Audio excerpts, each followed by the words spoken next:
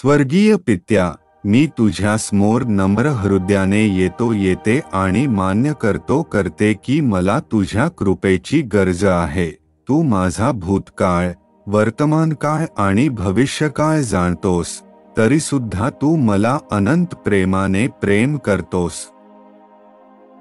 आज मी तुझ्याकडे परत येण्याचा निर्णय घेते। मी विश्वास ठेवते की येशू ख्रिस्त तुझा पुत्र आहे, ज्याने माझ्या पापांसाठी क्रूसावर प्राण दिला आणि तिसऱ्या दिवशी पुनरुत्थित होऊन मला नवीन जीवन दिले।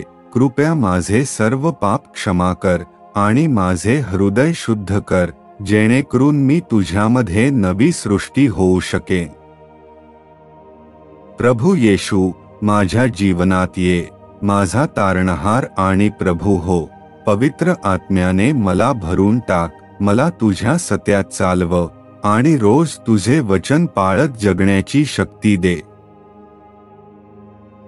मला शिकव की तू जसा प्रेम करतोस तसं प्रेम करायला, तू जसा क्षमा करतोस तसं क्षमा करायला आणि तुझा विश्वासू शिष्य म्हणून चालायला। माझा भूतकाळ, वर्तमानकाळ आणि भविष्यकाळ संपूर्णपणे तुझ्या हातात सोपवते। माझे जीवन तुझ्या कृपेचे साक्षीदार ठरो आणि तुझे पवित्र नाव गौरवले जाओ।